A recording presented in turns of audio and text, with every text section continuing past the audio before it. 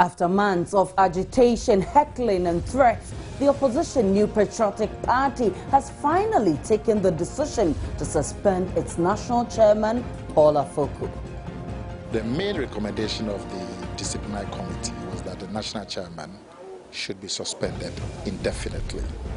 Now, when the National Executive Committee met today and considered the report, the decision was unanimous that the disciplinary committee's recommendation be upheld. So by that decision, Mr. Paul Afoko has been suspended indefinitely. But a leading member of the party, Bai Chamfor, is questioning why Paul Afoko is being treated in a manner that reaffirms Akan party tag and perceived hatred towards non-Akans. He's warning the leadership of an unending war within the party. But we ask, is the decision to suspend Afoko a healthy one, especially when elections are getting closer? Can the NPP survive the potential backlash of this decision, which has the tendency of widening the already deepened cracks within its ranks? This is today's big story. My name is Aisha Brian.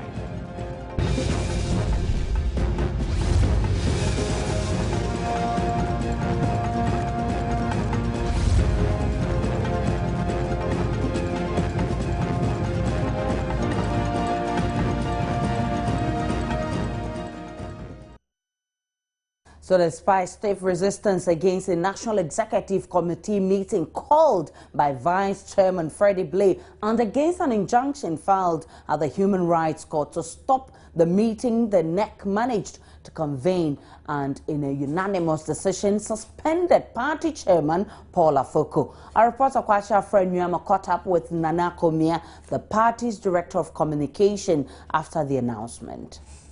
There have been some petitions from members of the party against the conduct of no less a person than the national chairman, that the national chairman had engaged in conduct over a period, and which conduct has have tended to bring the party into disrepute. So they brought instances of this conduct in a petition before the National Disciplinary Committee. The Disciplinary Committee has held several meetings and deliberated on the complaints brought against the national chairman. The disciplinary committee finished its work and submitted a report. By the Constitution, the report should come to the National Executive Committee.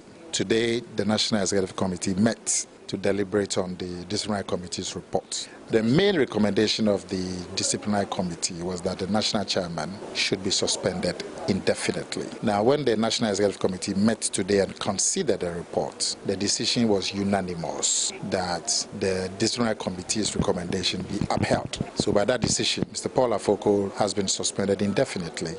He has 2 weeks to appeal to the National Council on whatever grounds, whether on procedural grounds, legal grounds, whatever grounds. He has the option of appealing to the National Council. If the National Council upholds the decision, then that's it as far as the party is concerned. He has 2 weeks to appeal. So within those 2 weeks, the window is still open. Once the decision is communicated to him today, he has 2 weeks to appeal. And I was asking you earlier that going into this meeting, there was a lot of talk and discussion about the legality of this particular session, because Paul Afoko had challenged that he is the only one mandated to call such a gathering of National Executive Committee. He is within the jurisdiction, but First Vice Chair Freddie Blay still did that. That was attended. Was this meeting really legal? That's what Mr. Afoko is claiming. This is Mr. Paul Afoko's view.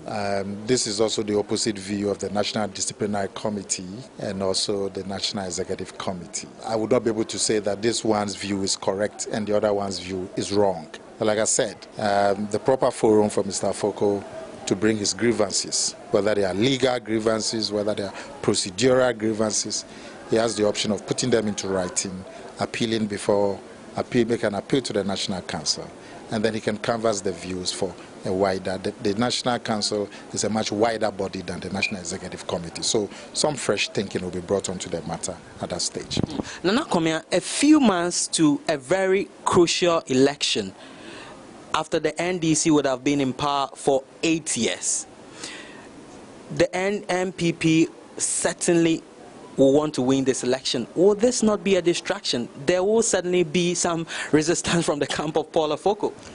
Obviously, the members of the National Executive Committee have taken every ramification into consideration, and their decision is that at this point in time, this is in the best interest of the party. And as a member of the National Executive Committee, I'm sure the flag bearer fully endorses this. The flag bearer is not here, but the flag bearer, I don't think he'll be able to override a decision of the National Executive Committee. As a member, he won't endorse this. Well, I would not be able to, because he wasn't here. If he was here and it was a unanimous decision, then of course he endorses it, but he wasn't here. There are some already who think that this was organized behind Kwabena Japan's back. He was not simply aware of this meeting. Well, the disciplinary proceedings, they've been going on for well over a month, I think. I believe the General Secretary was here when the disciplinary proceedings started. So I would find it difficult to understand why anybody would say that the proceedings have been held behind his back. To those who say the NPP has activated the self-destruct button with this latest decision, what will you tell them? We wouldn't know until the elections. And then obviously the people in this room were confident that on balance, this is the best option for the party at this point. This is today's big story. Our man, Afred Nyama, is in the studio with me. Kwachi Afred Nyama. Kwachi, tell me about developments that led to the final decision to suspend Paul Afoko. Okay, so first, about 3 or 4 weeks ago, the Council of Elders of the NPP wrote to the disciplinary committee, directly to the disciplinary committee, stating a number of reasons why they think the party chairman, former chairman, I can say now, right, Paul Afoko, should be suspended at the time. And the recommendation they made to the disciplinary committee at the time was that he should be suspended until after the 2016 elections. Now, there were some legal issues raised about that. Kwabena Japan, for example, wrote to the National Council of the NPP stating that they didn't follow proper procedure, because per the NPP's constitution, what should be done is that if you have complaints of that nature, you write to the National Council. The National Council will then forward those concerns, if it has to do with disciplinary issues, to the disciplinary committee. So, and aside that, the disciplinary committee, the disciplinary committee, in fact, of the NPP has 2 Council of Elders members on it. So they sidelined that petition by the Council of Elders, and subsequently 2 members of the NPP petitioned, or raising similar issues, that Paul Afoko had failed to organize steering committee meetings and National Executive Committee meetings, and generally his conduct since he assumed office. Paul Afoko was given the opportunity, after the National Council forwarded this concern, right, these 2 proposals to the party's disciplinary committee, to appear before it, right, but understand that on 4 occasions he failed to appear. The first instance, he said that his father had died. The second instance, he said he was too tired. The third one, he didn't go there himself. He sent his lawyers to say that, well, he wanted the issues to be settled, quote and unquote, at home. On the third occasion, which was just 2 days ago, right, the disciplinary committee waited hours. Mr. Paul Afoko did not come. So they went ahead, took their decision, and forwarded same to the National Executive Committee. That is the decision they sat on today, and finally unanimously agreed that, in fact, Paul Afoko should be suspended indefinitely. First Vice Chairman Freddie Blay takes over as acting chairman. But we were told that the General Secretary was not at this meeting. The flag bearer was not there. Is it acceptable for NEC to be able to take such a decision without these people? Certainly, it is acceptable. The main bone of contention here is about whether or not the first Vice Chairman, in a situation where the chairman himself, Paul Afoko, was within their jurisdiction, and hadn't summoned any meeting within the NPP's constitution. If you study the constitution critically, it is the chairman who is allowed to call or summon such meetings. He will then inform the general secretary. The general secretary will then disseminate that information. But Paul Afoko's major concern is what is raising issues. In fact, the understanding is that today they formed a quorum. Majority of the members of the party's National Executive Committee were there. The likes of C.K. Tedem, Samuel Oku, National Youth Organizer, the likes of Hatman Owusu-Agyemang were all at this particular meeting. So in terms of whether or not they formed a quorum, that certainly did happen. The likes of Sami Krab, Kwabena Japan, Nanado, a few others were not around. But I'm asking this question on the back of the fact that earlier Paul Afoko issued a press statement questioning the locals for this meeting, because he stated that the constitution of the party requires only the chairman to call for such a meeting, and so why did they ignore his concerns? Well, the justification, speaking to a number of party officials, and this morning and the entire day I've been engaging some top officials of the NPP. What they are saying is that two reasons. One, Paul Afoko is the man who would have chaired this meeting ordinarily if he had called it. Now, this meeting is supposed to deliberate on, was supposed to deliberate whether his suspension or otherwise. Okay. Secondly, he had over the period failed to summon National Executive Committee meetings. Okay. And so Freddie Blay simply had to step in, call the meeting on basis of incompetence or something like that. On the basis of the reasons outlined, failing to call the meetings, and also the fact that this is about him. He cannot chair a meeting that would deliberate, take a decision on what his fate will be moving forward in the NPP.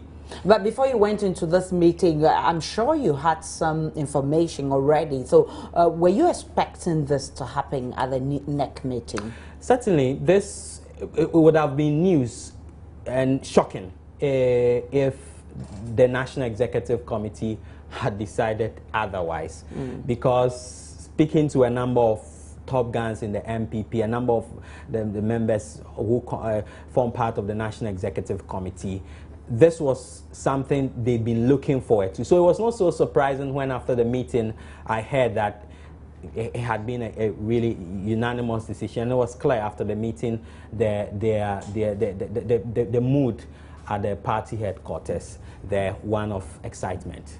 Oh, so they were excited that perhaps Paul Afoko has been suspended. You can tell that they're supported by a number of the supporters and members are happy that Paul Afoko has been suspended. That's what you're saying? Certainly. You had even some party members dancing outside, and I saw, interestingly, one of the family members, relations of Adams Mahama at the grounds. You remember some days ago when this Paul Afoko's brother's case went to court for his alleged involvement in the death of former Upper East Regional Chairman Adams Mahama. Some of his family members of Adams Mahama had some physical, confrontation with family members of Paul Afoko. One of them I saw today was jubilating over the decision, by the National Executive Committee of the NPP to suspend Paul Afoko indefinitely. Interesting times for the NPP. Many thanks to you, Afare,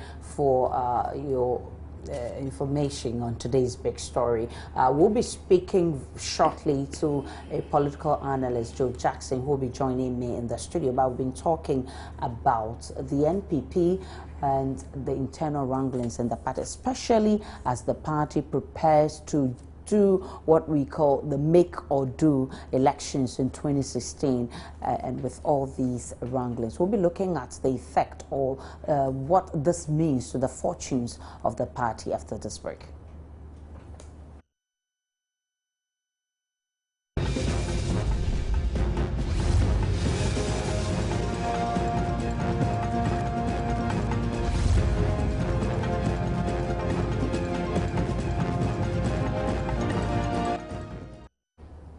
This is today's big story. In the studio with me here is Joe Jackson. He's a political analyst. Many thanks for joining us. Good to see you again. Joe, so does it surprise you that finally the NPP has suspended its chairman? Interestingly, what surprises me is the fact that they took so long To suspend him. Listen, they've had this bleeding ulcer. They've had this problem that has persisted for so long. And it's amazing that they've allowed this thing to bleed, to fester, to get infected, to turn into gangrene. It's so sad for them. Well, of course, then you would share in the fact that this decision is in the best interest of the party, is it? You see, we've got to look at it in two ways. Right. The party was in two factions. The party, the flag bearer was on one side, and Paul Afoko and Kwabena Ejapon, the general secretary, and they were on the other side. Now, the party cannot go onto the polls with this level of dissonance and complete chaos.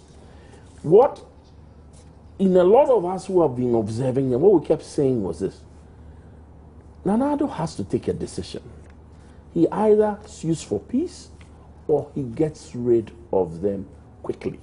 Right. And what we've had over the period has been some seeming inaction in either suing for complete and total peace or getting rid of them. So the ulcer's been bleeding, it's been getting worse, it's getting infected, and now some may even say that this process now is going to lead to the ultimate doom in terms of the election next year. Okay, so on the phone line is Bai Chamfon. If you don't know about Bai Chamfon, he issued a statement earlier on saying that the decision to suspend Afoko reaffirms the Akan party tag and perceived hatred towards non-Akans, most especially Northerners. Good evening, Ba. Good evening, my dear. Afoko has 2 weeks to appeal against the next decision to suspend him. And so do you anticipate he will appeal or he might go to court? A very good evening, John. But I don't believe I will proceed to court because even the meeting that was held today is illegal. It doesn't follow the party's constitution because if the chairman is alive, if the chairman is around, if the chairman is not traveled, the National Affairs Wise has no locus to convey any next meeting. So even the meeting that was held today that decided on the seat of Afoko as to his continuity as the national chairman or otherwise it's illegal. And having really I will just proceed to court, and that is what this NPP now we do. We will go to court to make sure that the right thing is done in our party. We will not put the party in the hands of some individuals who want to attain their selfish agenda. We will not do that. We will proceed to court and make sure the right thing is done. Echam, for your earlier statement shows that you are saying that the suspension reaffirms the Akan party tag and perceived hatred towards Akans. Is it not just a disciplinary action that was issued? Is it not too harsh to draw this conclusion? Now, Ibrahim, have they been able to tell you the reason why they suspended him? Any tangible reason that anyone will even support? Have they? No. All they say is for the best interest of the party. That's what they've been saying. Yes, for the best interest of the party. If truly not in their own interest, but for the best interest of the party, you should have known that it is suicidal to take this decision. It truly is in the best interest of the party. The party, the delegates, in their wisdom, believe that Paul Afoko is the best man to manage this party, tell the affairs to victory 2016. Nine people cannot meet and quash their votes. They won't support that. So the party has been taxed as an account party by NDC. And now since Paul Afoko was elected as national chairman, how did we hear a thing in Katia, Kuku into who, Okujosa, calling NDC as an account party? Never. Because that tax is erased. Now we are going back to the same ball. So you are warning of an unending war in the party. I mean, what do you mean by such open threats? It's an unending war, and I know they know themselves. Mr. Freddie Blair and Co, who is masterminding this agenda, knows very well that it's an unending war because if you don't take care, someone will go to court as you stand doing, and if you don't take care, we are not going to take induction in the past. We are going to make sure the right thing is done. But if you don't take care, someone takes induction, even the national chairman goes to go and take induction. Well, many thanks to you, Ba Echam, for. Oh, you do. Many thanks to you. Many thanks for your time on today's Big Story. Joe, let's continue because you heard Ba Echam speaking right now. Is it right to draw such conclusion and even go ahead and threat of an ending war in the party? You know, I have to disagree with him. I have to disagree with him on multiple levels. Number one, you cannot expect the same person to chair a meeting that is seeking to set him aside. Right? And so we may debate the technicalities of who calls the meeting and whether he was on the premises, etc. Was there a quorum? Was there a properly constituted meeting? It's not so much who calls the meeting as who attends that ultimately decides whether a meeting is legal or not. That's one issue. The second issue is really, for me, bordering on ridiculous. How can you say, on whatever side of the divide you sit, that the present rancor and the present sniping between the factions that are united behind the flag bearer and the factions behind the chairman, right? This sniping, this fighting, this. How on earth of course, it's can you say that it was in the best interest of the party? There will always be people who will say to the party members and the party executive that Afoko is a Northerner and will try and play a Northerner card.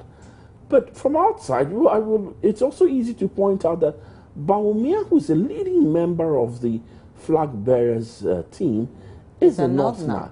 And the Northerner, and sometimes we try to look at the Northern as one homogeneous part. It's not. It's not. There are factions, there are people who are anti-Afoko, for Afoko, pro-NDC. Because if you heard our friend Nama, he spoke about some people, the former Eastern Regional Chairman's family, who were jubilating, but they're also Northerners. Yes, so what I will say to you, that we have to let this play out.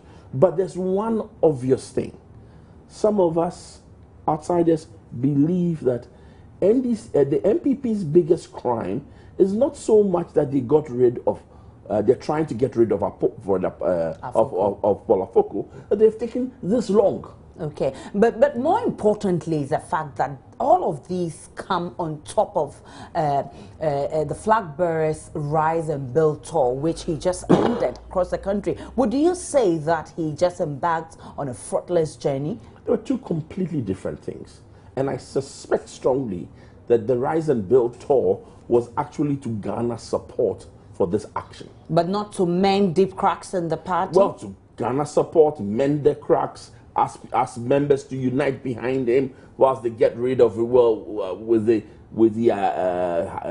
agenda of whether it was explicit or implicit of getting rid of all those who are opposing his leadership. Okay, so when you look at it from another side, right? Doesn't it seem orchestrated that he goes on a nationwide tour to garner support amongst his followers? Okay. And this action slides into place nicely. Right. It was a fruitful journey. Time will tell. But the aim of the journey, then it will be fruitful. Some of us would look at it and say, it looks like he knew that he was going to have to eventually go against the chairperson and all other persons. So let's look at the fortunes of the NPP, especially as election 2016 is just eyeing us, is around the corner, and this is supposed to be a make or do elections. What are the fortunes in this election? To be honest with you, the NPP is in deep trouble. it's in deep trouble. Anybody who thinks otherwise is lying to themselves. First of all, for better or for worse, this is a distraction. Secondly, they are handing ammunition to their detractors, right, who will point to the violence, exactly, who will point to the infighting and say this is what we are going to get if we vote these people into power. Right. I remember when the acid issue came up, I mean, a lot of comments were made that some jokingly said, do you want Dumso or you want acid? But also think about it, that the acid thing was done by the supposedly, and here we don't know, but the impression is that the acid pouring came from the faction that is now being moved out. Right. That was what we heard. That's what we've heard. I mean, whether you like it or not, one of the people in court for this acid case is the brother of Paul Afoko. Okay, so isn't it right for them to now get rid of people they feel are a bother to the party so they can have a better future? Remember what I said earlier. It's taking too long for them to do either that. You sit down with them, and I unfortunately I put the blame solely on Nana Addo's. So you think it's too late for them to do so, and that will affect them in 2016? They'll tell you that a year is a year is just around the corner. A year is a very, very, very, and again I repeat, very, very long time in it's politics. Like tomorrow. No, it's not. It's a long time. So they still have some opportunities out there. The year is, a lot of people are going to be at this moment disenchanted with what is happening, especially those who are sitting in the middle are going to be disenchanted with what is happening with NPP. But the possibility does exist that if they can surmount this problem, there's enough about the NDC to come against them. Right. And the NDC can keep this also as ammunition to throw back and to hit at them. So listen, the truth of the matter is this. This is a polarized country. The swing that is required to move the election from one party to the other is actually quite a small swing. Right. So you need to do your calculations right to be able to pull that swing. We cannot at the moment sound the death knell for NPP and start jubilating as for the NDC. Right. And vice versa. Things can change. Things can change. I mean, one of the things that some political analysts will tell you is that the NPP has made a huge stand on Dumso. Yeah. If Dumso is fixed, what happens? What else are they going to stand on? Of course, I mean, if Dumso is fixed, so what all you're saying is that you said that the trigger is just a little something small. So you need to do your calculations well, strategize well, and anything can happen. Anything can happen. Early now. Many thanks to you, Joe Jack. Thanks for appearing on today's Big Story. We've been talking about the deep cracks in the NPP, and finally today, chairman of the party has been suspended. We looked at how this decision can affect the party, especially as election 2016 is getting closer. My name is Aisha Ibrahim. Good evening.